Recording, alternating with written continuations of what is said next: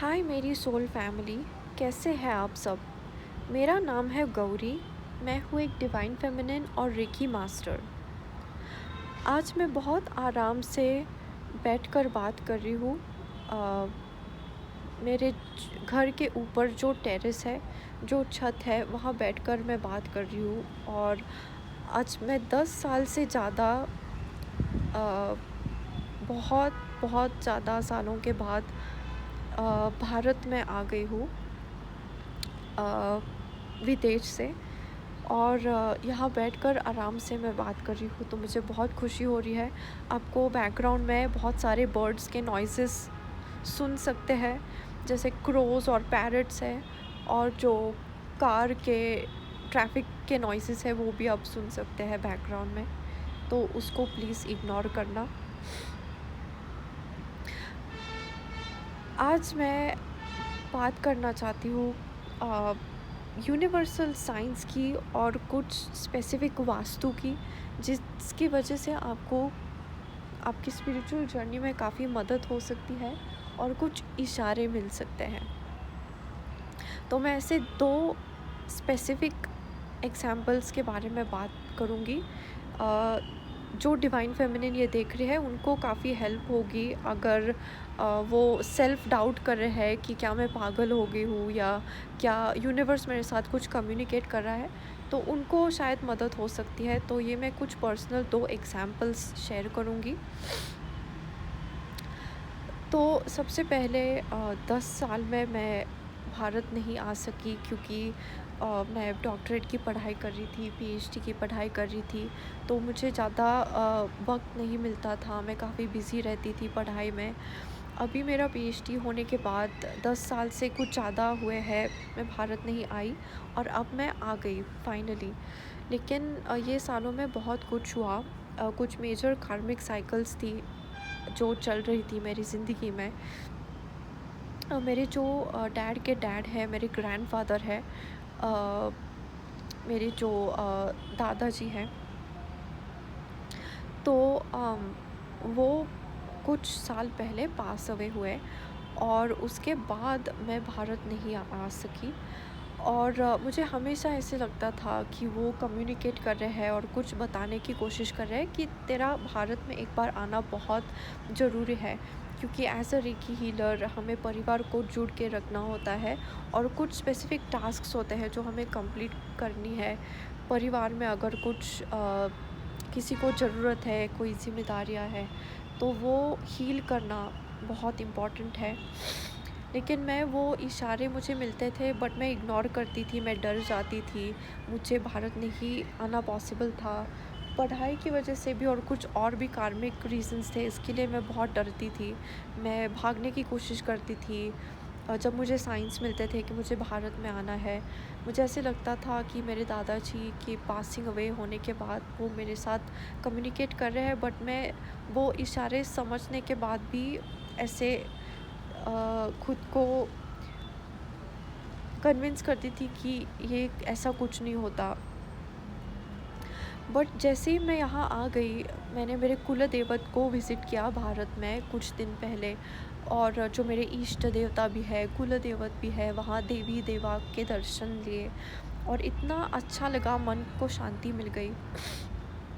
और सबसे पहला मुझे इशारा ये मिला कि कभी-कभी ये चीज़ें गाइडेड होती है। अगर कोई पॉडकास्ट आपको मिल रहा है ऑनलाइन, या कोई ऐसे गुरु है, एस्ट्रोलॉजर है जो आपको ऑनलाइन मिल रहा है, या ज़रूरी नहीं है इन पर्सन ही आपको मिलना चाहिए, बट ऑनलाइन किसी का नाम सुना, कुछ पॉडकास्ट देखकर आपको इन्फॉर्मेशन मिली, या कुछ किताब मिला जिसके थ्रू आपको कुछ इन्फॉर्मेशन मिली, ये सब भी यूनिवर्सल साइंस है।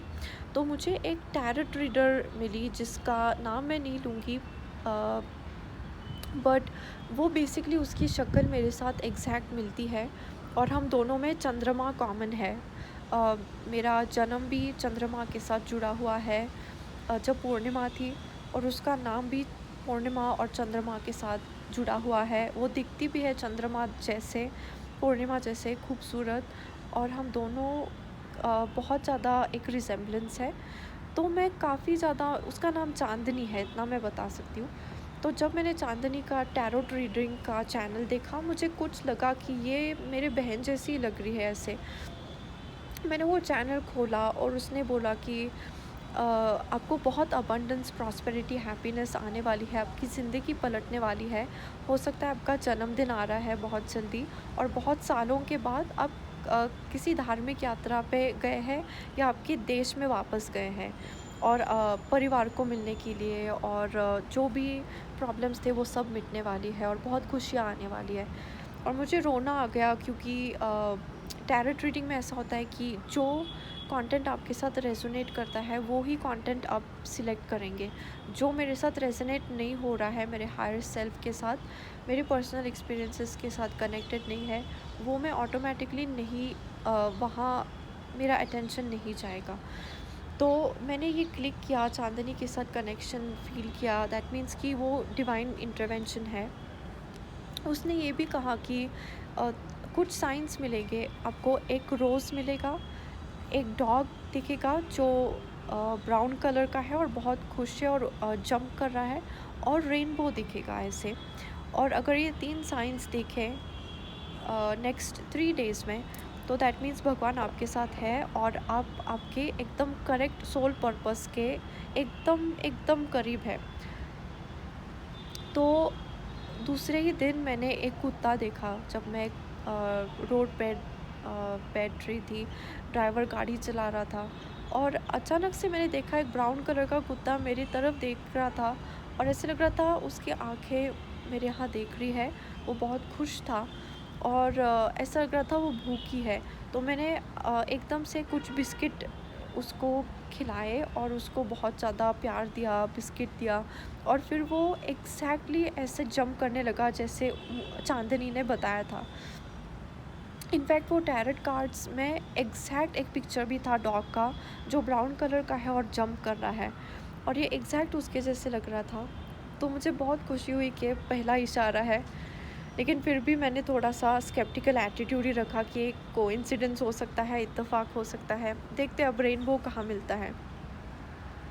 फिर दूसरे दिन मैं गई, एक मंदिर था, देवी का मंदिर था, जहाँ मेरे दादाजी मुझे जब मैं छोटी थी तब लेकर जाते थे। मैं उनकी फ़ेवरेट थी और वो बस मुझे लेकर वहाँ जाते थे। हम हर सैटरडे या संडे को इस मंदिर में जाते थे, और वहाँ हम दोनों के बहुत क्लोज़ मेमोरीज़ हैं। तो अब मैंने सोचा कि जनरली बारिश होती है, बारिश और सूरज अगर एक साथ आते हैं तो रेनबो दिखता है। लेकिन यहाँ तो रेनी सीज़न नहीं है, दिसंबर का मंथ है, तो इस महीने में कहाँ मुझे रेनबो दिखेगा। लेकिन जैसे ही मैंने दर्शन लेने के बाद मैं वापस आई मंदिर से, मैंने देखा बाहर बहुत सारे उस रास्ते पे बहुत सारे ऐसे स्ट्रीट शॉपिंग के प्लेसेस थी, जहाँ वो ब्रेसलेट सेल कर रहे थे, कोकोनट्स और प्रसाद का सामान सेल कर रहे थे, स्वीट्स थी, मिठाई थी, और कुछ बुक्स थे। तो जैसे ही मैं वो बुक्स का नाम देखने लगी, एक जो बुक था उस पे पूरा रेनबो का पिक्चर था। Red, blue, orange, violet, purple, green, सारे रेनबो के कलर्स थी, और एक ब्यूटीफुल रेनबो था। और मुझे तो रोना ही आ गया, क्योंकि ये दूसरा इशारा मुझे देखा। कितना चमत्कार है कि रेनबो मुझे, फिज़िकल रेनबो तो नहीं दिखा, लेकिन मुझे बुक के थ्रू वो रेनबो मिल ही गया। और अब है तीसरी संकेत की बात। मैं जब उस मंदिर में थी जहाँ मेरे दादाजी के साथ मैं जाती थी, तब मैं वहाँ गई। उस देवी के साथ मुझे हमेशा से बहुत ज़्यादा प्यार, एक लगन रही है।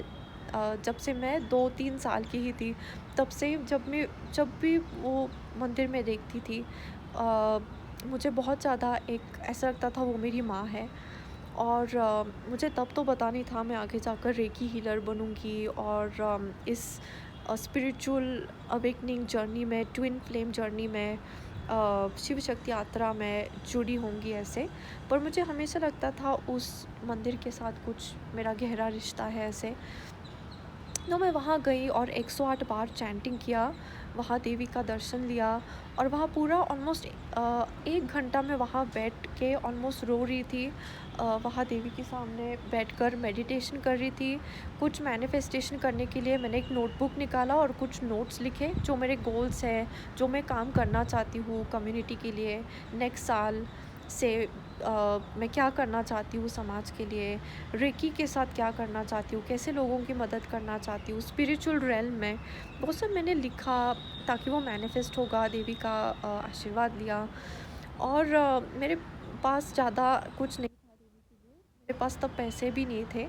मेरे माँ के पास थे और वो मुझे कुछ टाइम छोड़ के गई, वो कुछ और काम करके फिर वापस मंदिर में आई।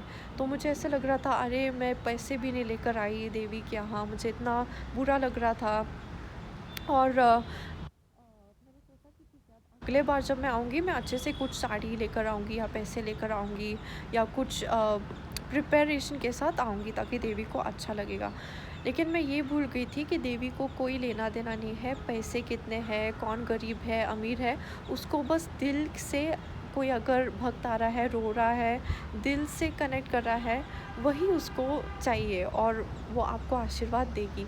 तो जब मेरी माँ आई तो मैंने जाने से पहले एक और बार उसके सामने जाकर मेरे कान पकड़े कि मुझे मतलब क्षमा माँगती हूँ, मुझे क्षमा करना, आपसे फ़ॉरगिवनेस माँगती हूँ, ऐसे कुछ अगर मैंने गलती की है, प्लीज़ आपका आशीर्वाद देना। बहुत अच्छा लगा 10 साल के बाद आपको देखकर और बहुत रोने लगी और नमस्ते करके बहुत खुश होकर बाहर भागने लगी मंदिर के।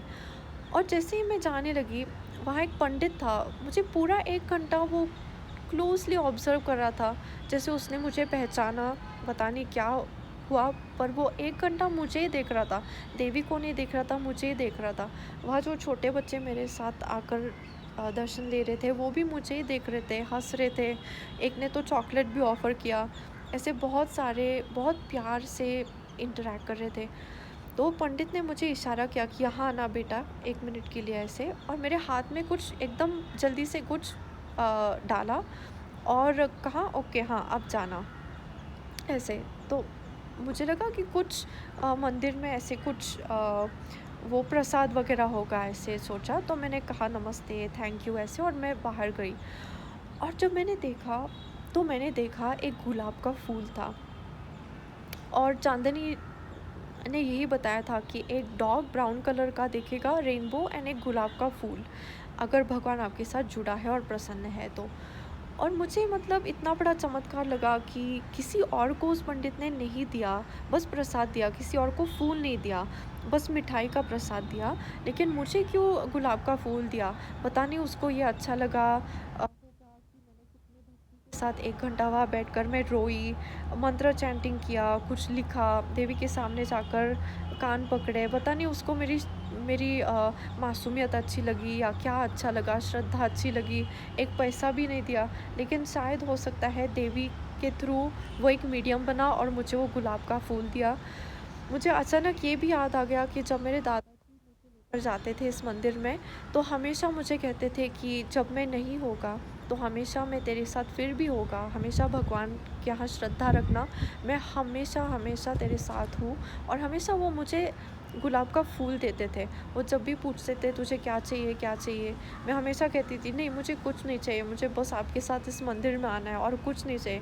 तो वो खुश होकर कहते थे कि तो कुछ माँगती नहीं है बट मैं एक गुलाब का फूल तो दे सकता हूँ, तो एक गुलाब का फूल देते थे। कभी वो परचेज़ करते थे, उस स्ट्रीट शॉप से वो गुलाब का फूल खरीदते थे। कभी-कभी वो एक अ, ट्री था, गुलाब थे वहाँ, वो प्लग करके मुझे देते थे। तो कभी-कभी खरीदते थे, कभी-कभी ऐसे ही जो रोड पे रोज़ का गार्डन था मंदिर के यहाँ, वहाँ से फ्री में भी देते थे। तो वो हमारा एक क्यूट सा ट्रेडिशन था। और मैं एकदम जब वो गुलाब का फूल देखा, वो पंडित ने दिया, मैंने रियलाइज़ किया कि दिस वाज़ जस्ट एक इत्तेफ़ाक नहीं हो सकता है, एक चमत्कार था, एक ब्लेसिंग था, माँ का आशीर्वाद है, देवी का आशीर्वाद है। वो पंडित बस एक मीडियम था और मेरे दादाजी का भी आशीर्वाद है, वो बहुत खुश हैं। मैं भारत आ गई हूँ, जैसे मैं छोटी बच्ची थी, शायद उनको पता था कि मैं बड़ी होकर शिव शक्ति यात्रा के साथ जुड़ जाऊँगी और तब वो नहीं होंगे, तो वो मेरे स्पिरिट गाइड बन के मुझे मदद करेंगे। और ये रोज़ मिलकर, ये गुलाब का फूल मिलकर मुझे बहुत खुश लगा। तो डिवाइन फेमिनिन, अगर आप आपकी सोल पर्पस के एकदम करीब आ गए हैं, अगर कोई ऐसी जगह है, कुछ वास्तु है जहाँ बहुत सालों से आप नहीं गए हैं, आपको कुछ ब्लॉकेज है आपकी स्पिरिचुअल जर्नी में, तो उस वास्तु के साथ आप जुड़ जाना और देखना, आपको कुछ ऐसे इंडिकेशन मिलेगा यूनिवर्स से, और वो यूनिवर्स एक ब्लेसिंग आपको दे रहा है कि ये वास्तु के साथ कनेक्ट किया तो ये आपके लिए ब्लेसिंग है। और बहुत जल्दी अबंडेंस, प्रॉस्पेरिटी, खुशियाँ आने वाली है। बहुत जल्दी आपका सोल मिशन, सोल पर्पस के साथ आप कनेक्ट करने वाले हैं। आप जिस चीज़ के लिए भगवान ने आपको भेजा है वो आपके सामने आ सकता है। तो आज के लिए इतना ही। विश्वास रखना, कुदरत पे विश्वास रखना, वास्तु के यहाँ जाना, अगर बहुत सालों से आप नहीं गए हैं, परिवार के साथ से अधूरी चीज़ें आपने छोड़ दिए हैं, वो टास्क कंप्लीट करना, कार्मिक साइकिल्स कंप्लीट करना, वहाँ वास्तु में जाकर आपको बहुत सारा एक्टिवेशन होगा, प्यार मिलेगा। कुछ वास्तु जहाँ आप छोटे थे, जहाँ आप बहुत सालों से नहीं गए, या कुल देवत, इष्ट देवता के साथ, कुल देवत के साथ कनेक्ट करना, और आपको बहुत ज़्यादा फ़ायदा होगा और खुशियाँ मिलेगी। हमेशा मुश्किल वक्त में भक्ति करते रहना, भक्ति ही है शक्ति। ओम नमः शिवाय। जय शिव शक्ति।